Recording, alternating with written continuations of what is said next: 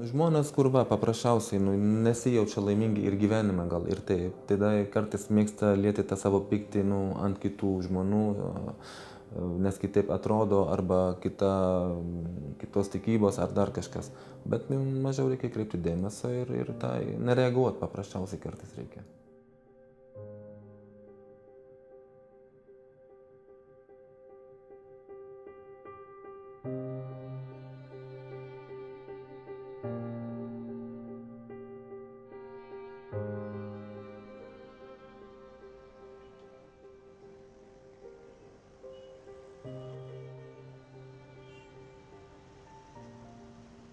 Esu Hišam Ibrahim, esu iš Libano, atvykau 97 metais, tikslu tai yra studijuoti, baigiau savo mokslus Kauno technologijos universitete. Šiuo metu dirbu įmonėj projektų vadovą, turiu šeimą, turiu 3 vaikus, 3 sūnus ir žmoną iš Kretingos. Pasirinkom Lietuvą, nes buvo mums pasiūlyta mokytis prancūzų kalba Tarptautinių studijų centre Kauno technologijos universitete. Ir buvo vienas iš tų variantų, kur tikrai buvo priimtiniausias, negu važiuoti į kitas šalis, kur reikėtų kalbas iš naujo mokytis. Tiesa, aš kai perėjau iš Tarptautinių studijų centro po 2 kurso į 3 kursą į kitą fakultetą, į telekomunikacijų ir elektronikos fakultetą, tai ten buvo tik tai lietuvių kalba. Tai reikėjo mokytis viską iš naujo ir ypač techniniai dalykai, nes pašnekėti paprastai tai mes išmokom biškį, bet kas liečia techniniai dalykai, tikrai terminai ir taip toliau mes nemokėjom. Ir sėdėdavau visada pirmam suole, kad arčiau dėstytojų ir girdėti tų žodžių, kad galėčiau po to namuose grįždamas pažiūrėti, ką tai reiškia. Ir vienas iš tų dėstytojų, kur tikrai jo modelis nebuvo ypač svarbus, jisai visada taip, matydamas mane pirmam suole, ką tu čia darai, jeigu tu nieko nesupranti, grįžk į savo ten, iš kur atėjai ir taip toliau. Tas dalykas užsitęsė pakankamai ilgai, nors savo jėgom viską išlaikau, tada aš kai jau išlaikau ir sako, aš tau parašysiu gerą pažymą. Aš galvoju, kokį 9 parašys. Parašė 7, nors išlaikau viskas, kaip jis norėjo.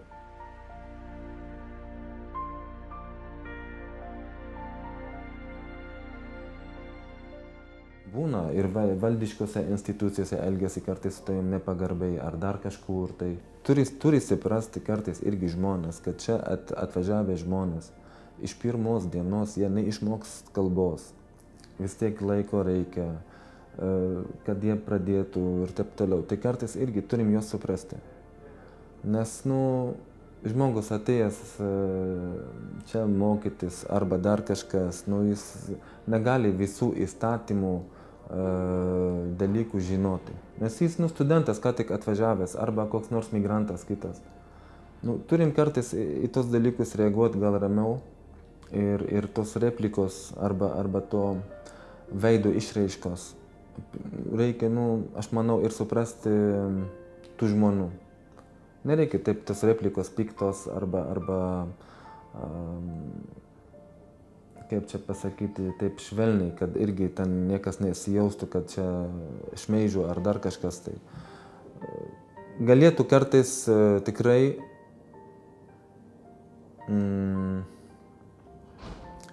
elgtis šiek tiek išmintingiau.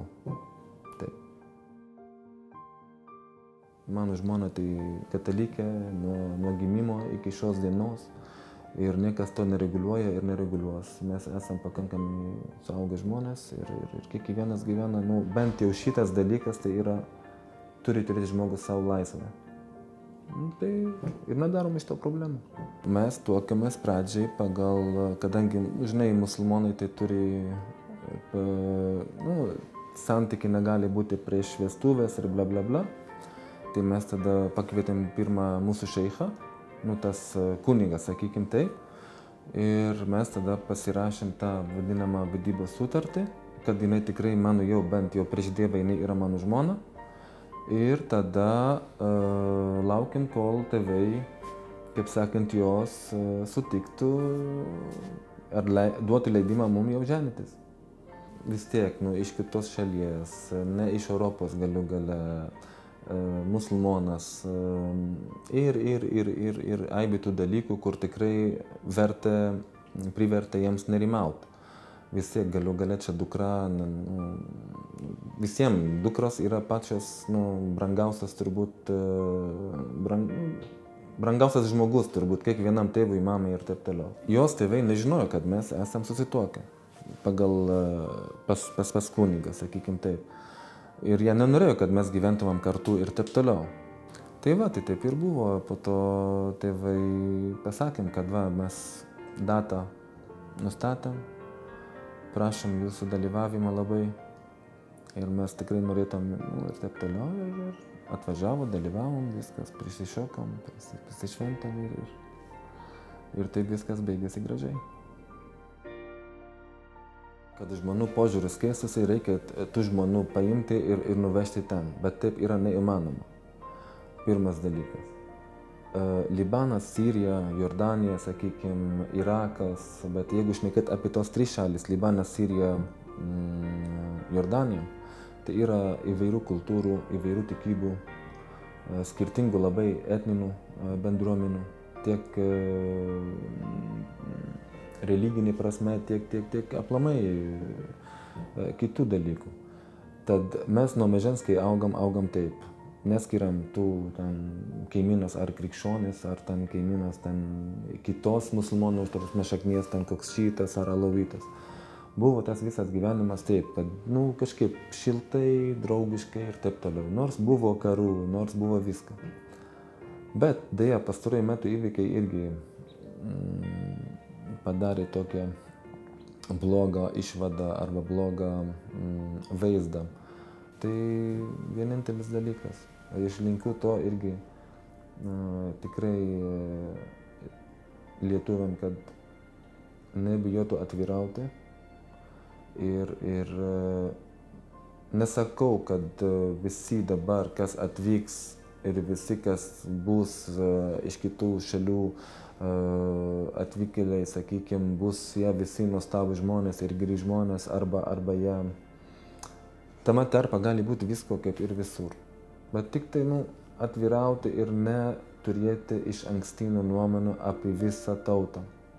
Arba apie visus atvykėlius, arba apie visus kitataučius, arba kitus tikėjimus praktikuojantis žmonės. Aš nematau kito kelio, kaip pradėti nuo to, kas artina.